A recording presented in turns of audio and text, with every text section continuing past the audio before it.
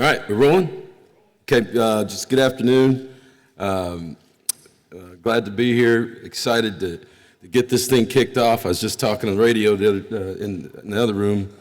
Got excused if we're not here completely because we actually play what some people call 0 week. It's actually -1 week. We play the week before Labor Day weekend. So at Hawaii, and we're anxious to get this thing kicked off and get out of here tonight because we start camp tomorrow. So we got a lot going on, and right now, but we've been in the back to the left. You got outstanding young people on both corners, and J.J. Taylor, one of the leading rushers in this league, over 1,400 yards last year. Exciting, dynamic player and kickoff returner, and then Khalil Tate in the back corner. So those guys are here representing us this year, and I think they'll be available for questions anytime. But certainly the off season was last season was not what we wanted, players or coaches. But I think if you look back at the inconsistency of how we played last season, that was revealed in the record. And we came back in January. We met and discussed openly what our expectations were as a football team and what that looks like consistency-wise, on and off the field. And these guys have accepted that challenge. Our coaching staff has accepted that challenge. And I'm really, really proud of how these guys have responded. There has been some transition, some guys, and then there's been some recruiting that has helped the transition. But how these guys have responded in the off season with work in the weight room, work in strength and conditioning, and in life, because you look at certain things for benchmark and what your team's doing. Obviously, there's numbers in the weight room. Obviously, there's numbers with what we use in analytics and GPS with speeds. But probably one of the biggest things that you can say this team is that what we've talked about, they've tried to execute, and not only that, but we had the highest spring GPA for football in the history of the program. So what that's telling me is that these guys are listening and they're operating at a different level on and off the field, and that's where that level of consistency that we did not have last year begins. And because of that, the energy and excitement in that building before we came here yesterday is something I look forward to for that first team meeting tomorrow afternoon.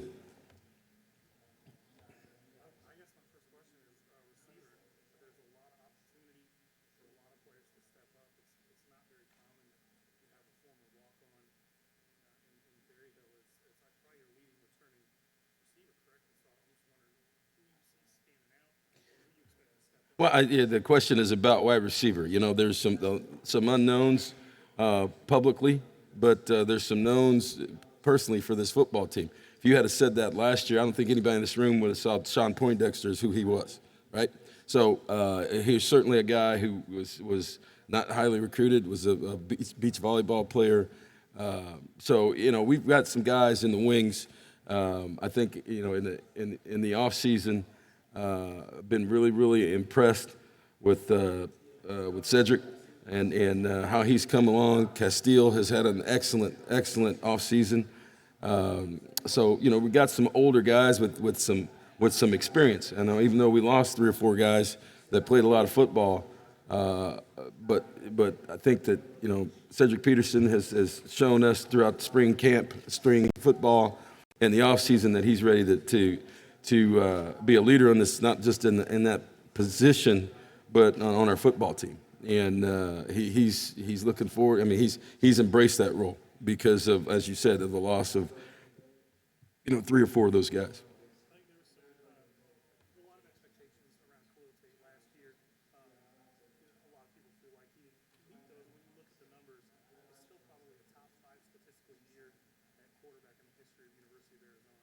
What does it say about his talent that you guys might not have meet expectations, your personal expectations of football for success, but he was still able to have some success? Well, it's like anything else. What is success? And success is not measured by statistics. Just success is measured by wins and losses, right? So, and with that, it's just as I've said before, the head coach, quarterback, you're tied at the hip. Guess what? You get way too much credit when you win, and you get all the blame when you lose. So, for him to continue to battle, miss a game, which he was, that was a difficult time for him.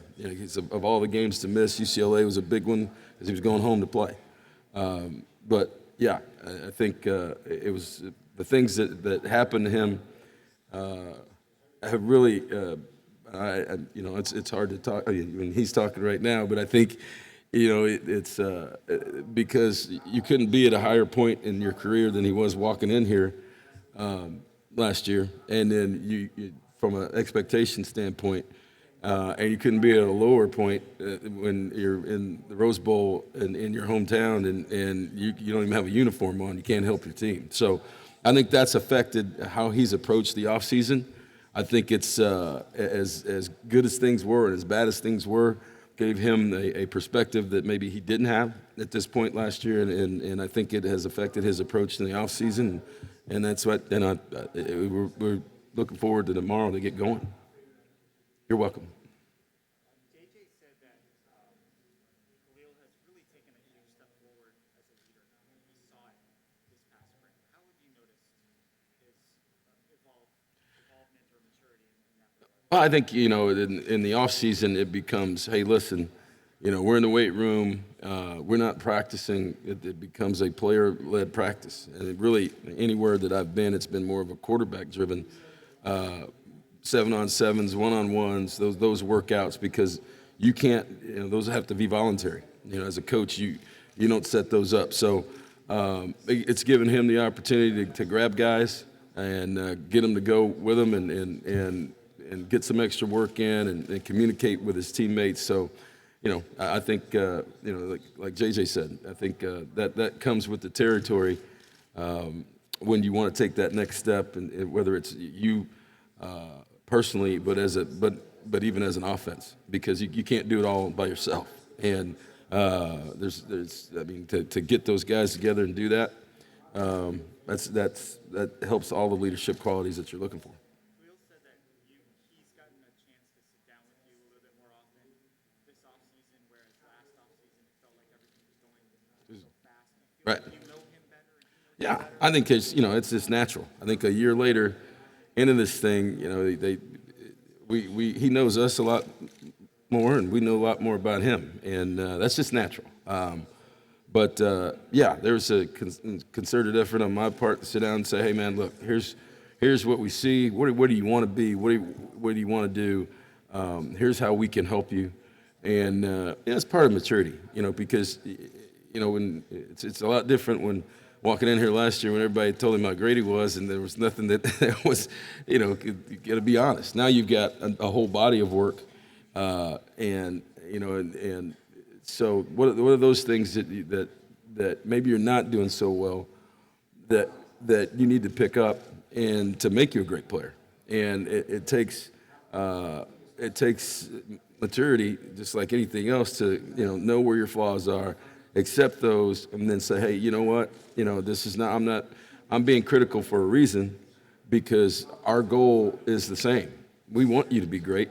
We want to be Pac-12 champions, and in order to do that, here are the things that you can do to help yourself be the best player in this league.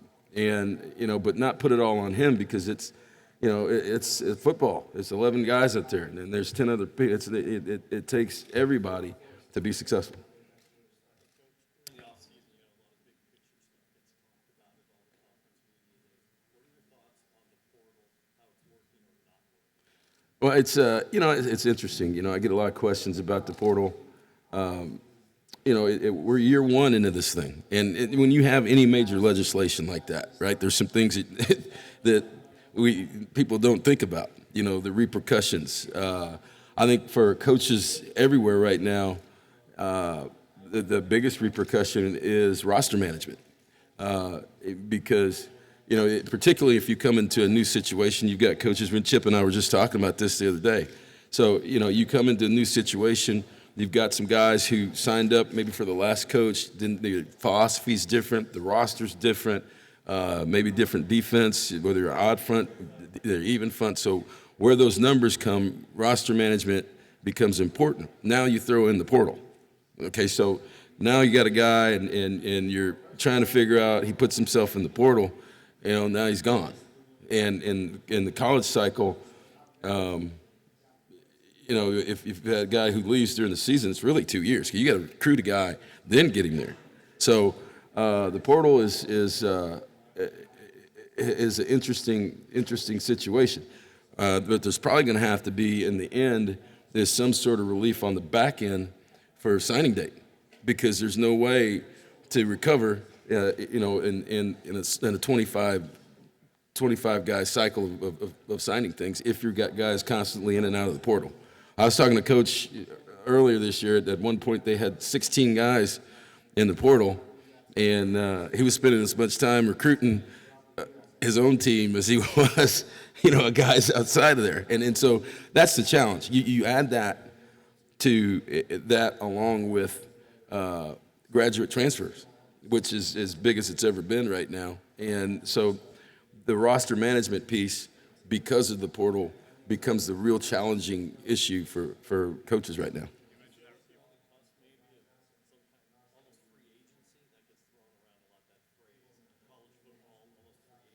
Yeah, I don't know. Free agency is one piece. But hey, if a guy's not happy and he doesn't want to be there, and we had this discussion at our place in January. Hey, listen, we want guys that want to be here, and we want guys that want to do things. And here's our philosophy. Here's what it is. Here's where we're headed. And it's not good for me or you if you're unhappy and you don't want to be here. So. That's happened. We had our share of guys in the portal this year too, just like everybody else. I think the amazing thing, I saw a stat in February or March, how many guys were in the portal. There's not that many scholarships out there, right? So that's the other piece. That portal's a two-way street. You get in there, yeah, you're able to transfer, but a coach can cancel your aid. And there were so many guys in there at one point last year. There's no way that there were that many scholarships at the Division I level. Oh yeah, that's right. That is right.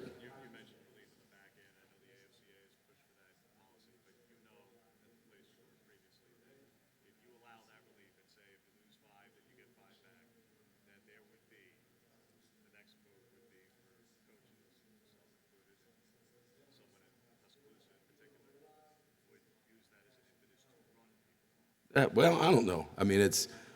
I don't know that run people off would be the right word. I think that the situation, and just being honest, I think there's a real feeling out there. We spend a lot of time and resources in recruiting student athletes, and yeah, sometimes mistakes are made, but the only way you can get better, you cannot get behind on roster numbers. And depth, as we know, becomes critical. And it's something that in every league that I've been in. And in order to do that, you've got to like the position that we're in. For us to be better, we have to recruit and we have to develop our players. And the more turnover that you have and guys leaving and going out of there, you don't have the opportunity to really develop players. And so from that standpoint, I don't really agree with that. But if the issue with, as I said, is numbers that match up with the portal to get you to 85.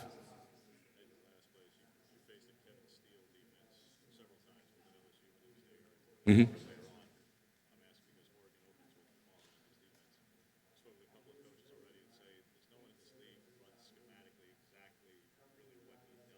Right.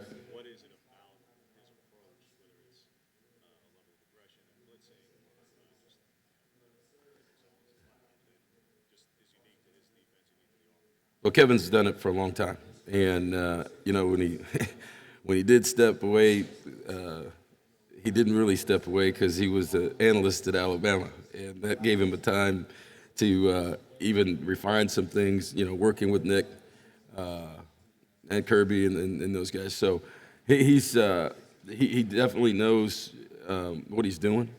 Like you said, it's a little bit different than some other people. If you're an odd front team, just like Alabama, there's a big difference between a three-tech. It doesn't seem like much between a three-technique and what people call a 4-eye. Where that shade is and how you're going to block that guy, and you have to have the right guys to play that in the front and keep those linebackers free. So he's an interesting guy from the back end and rotations with the safeties. And the run fits and things like that. I'll mix them up, but no, it's a little bit different than some things you see out here.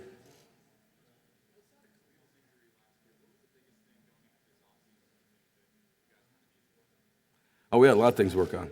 When you win 5 games, there's a lot of things, and I think one of the big things was, I was just talking about it in there, and at the beginning was consistency in your life, consistency in your approach to the game. Where are you as a team and as teammates? And is this just something you do, or is this something that you take pride in? In order to do that, you've got to invest.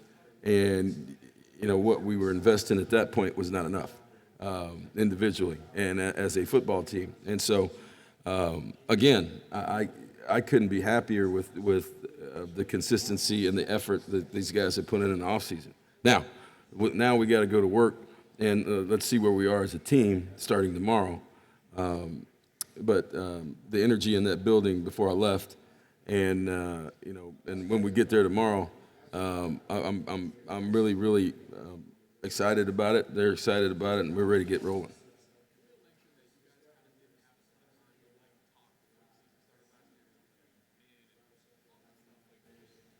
What did you guys kind of get to talk about this offseason you think that might make a difference as far as going? We talked about everything. Yeah. Everything. I mean, everything. Just not just football. Everything. And it's conversations are about and for me as the coach, it's you talk to guys about a lot of different things and not just about football because he's got a lot going on. He goes back and forth home. So it's you name it, we talked about it.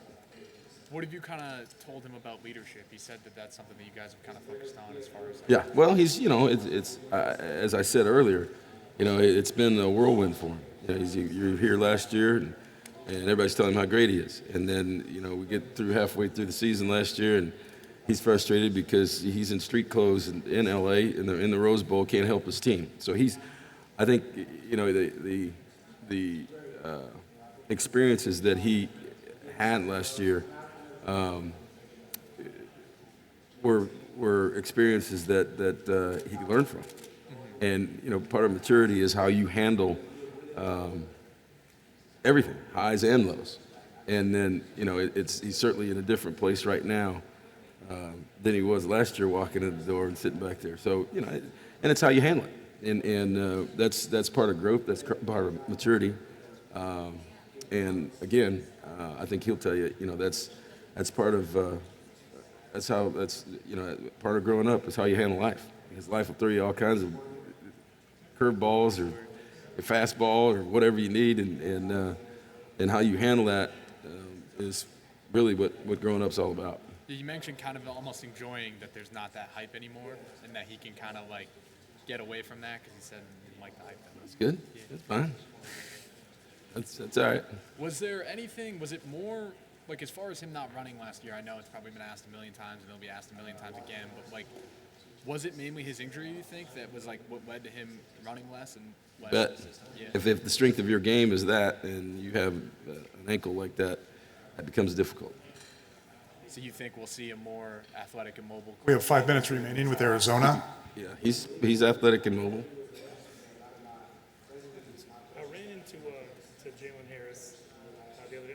big dude for a former high school wide receiver. Do you have any expectations of him to step up this year? You know, he's had a great offseason. We left the other day.